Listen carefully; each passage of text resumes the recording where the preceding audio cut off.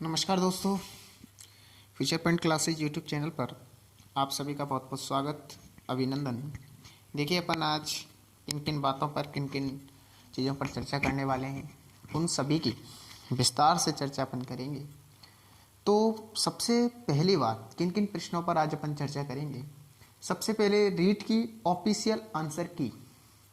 पहला प्रश्न आप देख सकते हैं, रीट की ऑफिशियल आंसर की में कितने अंक कम हुए। जब 26 सितंबर को अपना एग्ज़ाम हुआ था और जब हमने विभिन्न कोचिंग संस्थानों से अपनी आंसर की मिलाई थी, उसके बाद जो अंक आ रहे थे और अब जो ऑफिशियल आंसर की आ रही है उसमें जो अंक आ रहे हैं उनमें कितने अंक का डिफरेंट हुआ है। तो मैं आपको मित्रों बता दूं कि जो ऑफिशियल आंसर की आई थी और अब जो आंसर की आई है उसमें सभी बच्चों के लगभग 3 से 5 अंक कम हुए हैं। 3 से 5 अंक। अगर किसी बंदे के 135 अंक आ रहे थे तो वो लगभग 132 या 130 पर है, और अगर किसी के 140 अंक आ रहे थे तो वो लगभग 135 पर है। किसी के 130 आ रहे थे तो वो 125 पर है, और 125 आ रहे थे तो 120 पर है। इस तरीके से जितने भी अंक बच्चे के आए हैं उससे 3 से 5 अंक कम हुए हैं। तो रीट की कट ऑफ अब कितनी रही। देखिए मित्रों, वो जो कट ऑफ बताई गई थी वो मेरे द्वारा विभिन्न कोचिंग संस्थानों से जो आंसर की निकाली थी उसके अकॉर्डिंग कट ऑफ बताई गई थी कि रीट की कट ऑफ, अब जो रीट की कट ऑफ पहले जो बता रहे थे अब उससे लगभग आप 3 से 5 अंक कट ऑफ कम कर सकते हो। जैसे यदि किसी की पहले रीट की कट ऑफ 125 से 130 बताई है तो उसको 120 से 125 कर लेना। पहले का वीडियो आप मेरा देख लेना, उसमें से लगभग प्रत्येक कैटेगरी का 3 से 5 अंक आप कट ऑफ को कम कर लेना।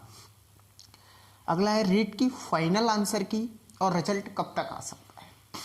तो देखिए मित्रों, मैं आपको बता दूं कि रीट की जो फाइनल आंसर की है लगभग मुझे जैसा लगता है कि 10 नवंबर तक, 8 या 10 नवंबर तक रीट की फाइनल आंसर की, और रिजल्ट की अगर मैं बात करता हूं तो लगभग 25 से 30 नवंबर तक रिजल्ट आने की संभावना है। क्योंकि शिक्षा मंत्री जी ने भी बयान दिया है कि, और रिजल्ट एक चीज़ पर और रुका हुआ है कि कोर्ट में भी विवाद चल रहा है, फैसला चल रहा है रीट के ऊपर। तो वो कोर्ट जितनी जल्दी इसको फाइनल कर देगा, आज 29 अक्टूबर है तो आज कोर्ट में सुनवाई है उस केस की, उतनी ही जल्दी रिजल्ट का रास्ता भी क्लियर होगा। मैंने आपको बताया कि फाइनल आंसर के लगभग 8 से 10 नवंबर, और रिजल्ट जो है वो लगभग 25 से 30 नवंबर तक आने का पूरा चांस है। इसके बाद रीट की पोस्ट कितनी आ सकती है। देखो, जैसे कि विदित है कि उतनी पोस्ट जितनी है वो तो है।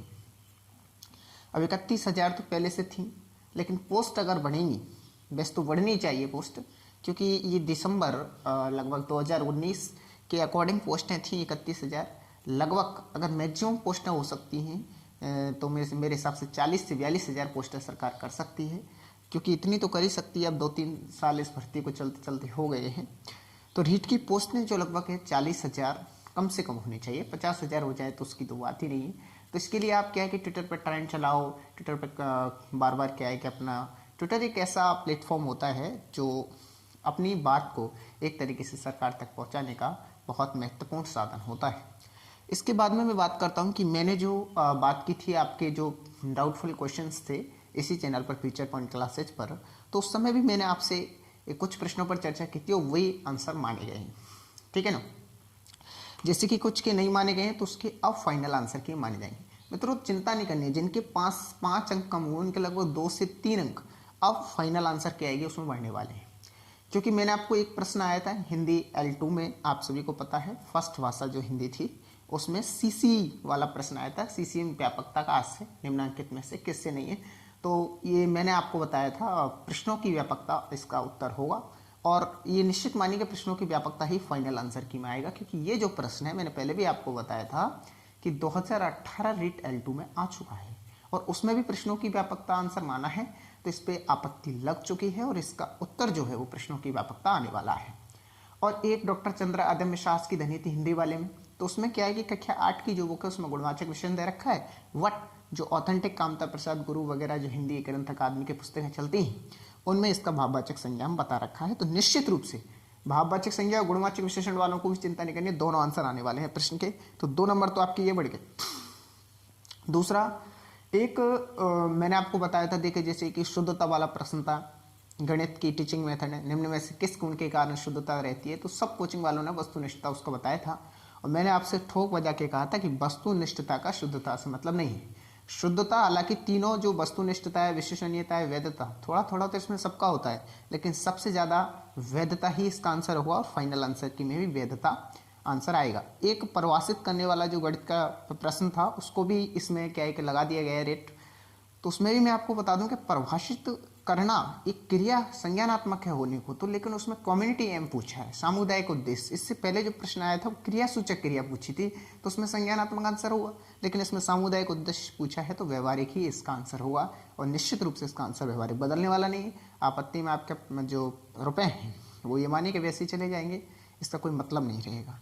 तो आपत्ति जिन पर लगानी है, जैसे सीसीए वाले पे, भाववाचक संज्ञा वाले पे, ये आपत्ति, और जो संस्कृत में जो 2 प्रश्न मैंने आपको बताए थे, उस 2 प्रश्नों में तो वैसे ही आंसर मान ली, उनका आंसर निश्चित रूप से, इसलिए आपसे 4 नंबर लगभग।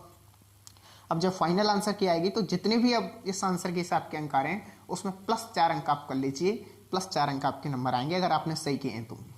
एक तो सेम टू सेम किताबों में लिखा हुआ है, जो आपत्ति लगाई है कि हिंदी में आया था कि ध्वनि सम्यक श्रुत्वा पुनः स्पष्ट वक्तव्यम, तो ये कौन से कौशल से है, तो ये श्रवण कौशल, निश्चित रूप से इसका आंसर श्रवण कौशल होने वाला है, इसलिए आपको ये नंबर भी आपको मिलने वाला है। और एक संस्कृत भाषा शिक्षण का प्रथम सोपान कौन सा है, तो उसमें भी संस्कृत संभाषण आंसर होने वाला है, इसलिए आपको चिंता करने की कोई बात नहीं है।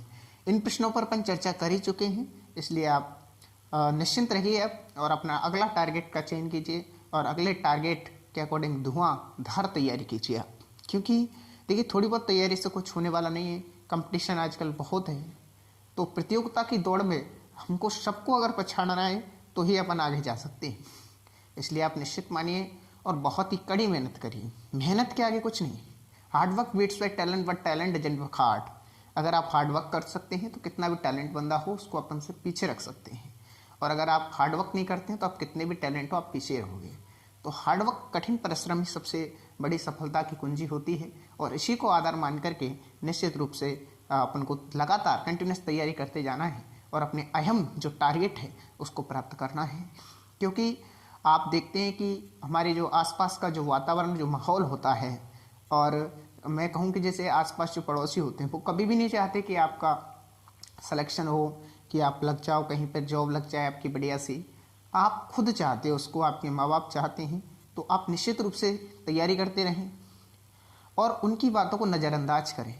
आज वो तुम्हारे खिलाफ हैं, जब सिलेक्शन होगा तो तुमसे अपने संबंध खोजेंगे, अपने रास्ता खोजेंगे। जब आपका सिलेक्शन नहीं होता है तो उस समय आपकी ये मानिए कि जितने भी आपकी अच्छाइयाँ हैं वो सब बुराइयाँ में बदल जाएंगी, और आपका सिलेक्शन हो जाता है तो जितनी भी आपकी बुराइयाँ हैं वो सब अच्छाइयाँ में बदल जाती हैं। इसलिए उनको तो अगर सिलेक्शन हो गया तो आपके पास आना ही है चल के, और आपसे संबंध निकालेंगे, मेरे बुआ का है, ये मेरे मामा का है, मेरे फलाने का है, मेरे ढिकाने का है। तो निश्चित मानिए आप निश्चित रूप से तैयारी करते रहिए, और जो कहने वाले हैं उनको कहने दीजिए, क्योंकि उनका काम यही है, और आप आगे बढ़ते रहिए। बहुत बहुत धन्यवाद, थैंक यू।